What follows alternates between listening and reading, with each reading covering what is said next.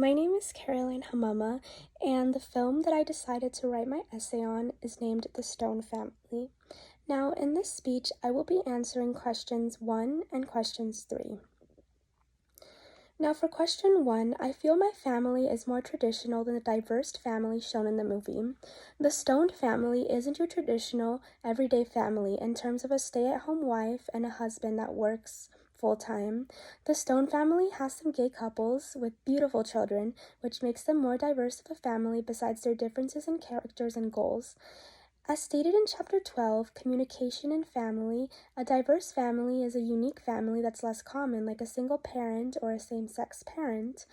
However, my family is far from diverse. My mom is a stay-at-home mom, and my dad works full-time, and he is the only person that works.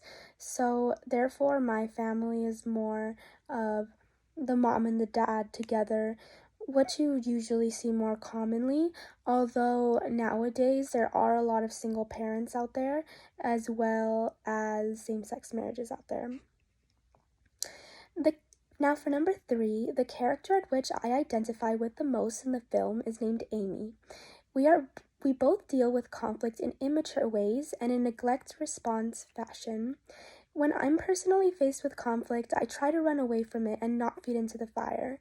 Amy runs from conflict as well, as she cut off Meredith when she asked her why she didn't approve of her, while I usually either don't respond or cut off the person with a smart reply like Amy. A lot of people don't realize that I do it to save us from conflict. I do it to avoid conflict. If I see that the conflict is going to get bigger, which is most of the time, I usually just try to avoid it and just give a very, very, very short answer for it. In the film, when Amy did not want to admit to the whole family that she did not like Meredith, she did that as a way to neglect the issue, and I do the same to avoid problems, just as Amy did. As stated in Chapter 9, Managing Conflict in Relationships, if an issue can't be solved, discussing it further may harm the relationship. Therefore, sometimes it's better to let things go, as do I.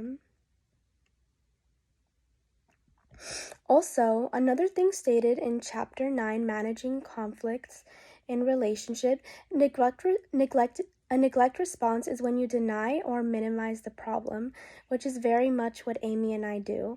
Another example of how I use the neglect response fashion is a lot of the times when my mom walks up to me yelling, I usually just say okay to whatever she says, and I go ahead and do what she wants without even fighting back, etc.